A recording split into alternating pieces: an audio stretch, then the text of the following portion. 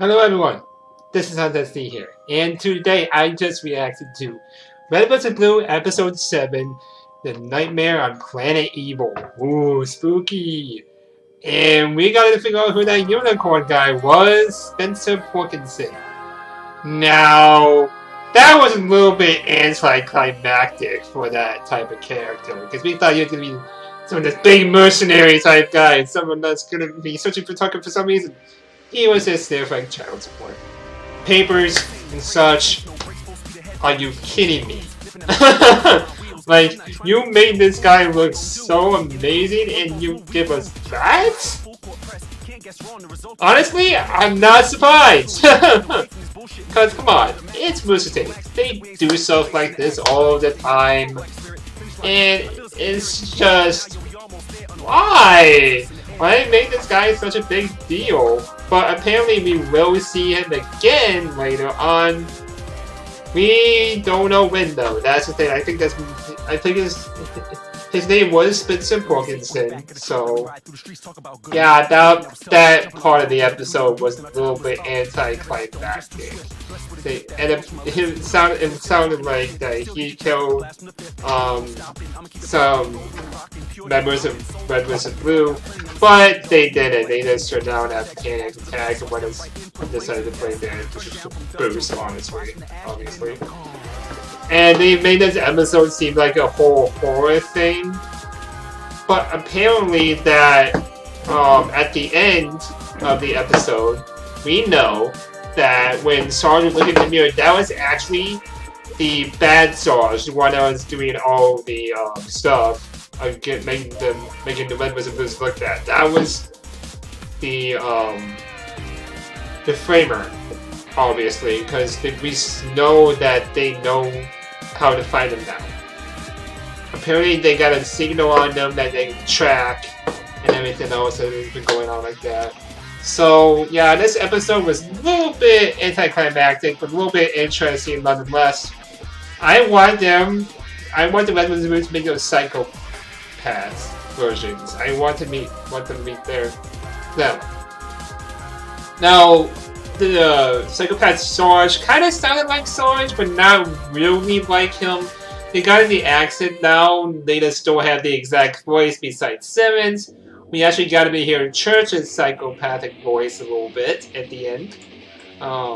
Yeah, I still believe that was the whole Church thing being alive. The whole scenario is just a ploy. I don't think that's the actual Church. Because he actually looked between your armor sets, and it actually looks very similar to the psychopathic one. So it's more than likely a ploy between them to get the Red vs. Blue to come and fight on the signals and everything else, like relays. They were going through each relay and stuff of that nature and that sort. So this episode, I think the last one was better. Honestly, I really liked episode 6 a lot. Episode 6 VX and episode 5. I thought those were the better episodes than episode 7. I don't really say this was the best episode per se. It was just a little bit more anticlimactic. I thought of knowing who that guy was, Spencer Porkinson was. I wish he was a little bit more easily more developed and not into this big way, because we thought maybe he's just faking it. We don't know. I presume he's not, but at the same time, he may as well could be. He's probably going to be this big character probably at the second half of the season. I don't know how many episodes there are going to be for Red vs. Blue. There may be 20, there may be 12, like Ruby, but we just don't know this quite yet. I guess we'll find out. And on another note, Rooster Teeth, this is off the episode right now. Rooster Teeth has changed their little plan on the episodes regarding on the site. If you're a first member like me, we're going to get the episodes a week early. Now, if you're like, remember last year for Ruby and Red vs. Blue, first members got a day earlier than everyone else. And then people who are not first members get to watch the episode on the site. But now that it's changed, first members are going to get a week-long thing for the episode, and then the episode is going to come out on YouTube and everyone else will go watch it.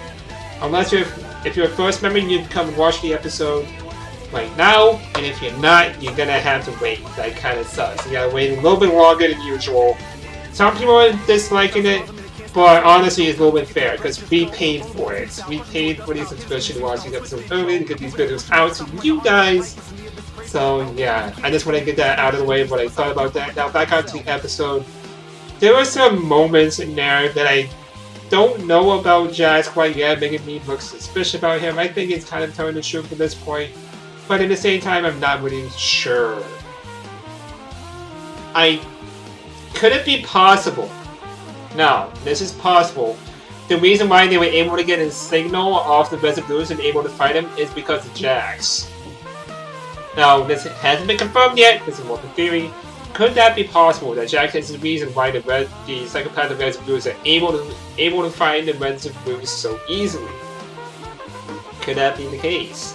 Because when everything that has been going on with this episode, you can mainly find that, in fact, he hasn't been recording at all in any section. And I think the most important time to be recording is probably during episode 5. He was sitting there doing nothing. And then somehow when Dylan told him, like, hey, when you're recording, he was like, oh crap. And he was like, I'm not too sure about that. I'm sure you meant to do that on purpose, Jax. Because you don't want the media actually finding out everything about the Resolutes. You want them to be known as psychopathic killers, as the media proclaims them to be, but even though they aren't. So that was a little bit suspicious. I'm actually agreeing with the Eruption thing that something is off about Jax. I can't place my finger on it, but there are some parts and episodes that just make me have a little tingle inside and then off. Somehow he knew that something bad was going to happen in this episode. Like he was to say like, oh, this is gonna be like a horror type thing. Turns out it does. And he even said this back in episode 6 when was saying like why more people stay dead and such and that nature. Is ooh, foreshadowing. And you know what this episode is? Horror. Yeah, getting on my suspicions, Dax. I don't really know, man. Are you really sure you say you are, or are you somebody else?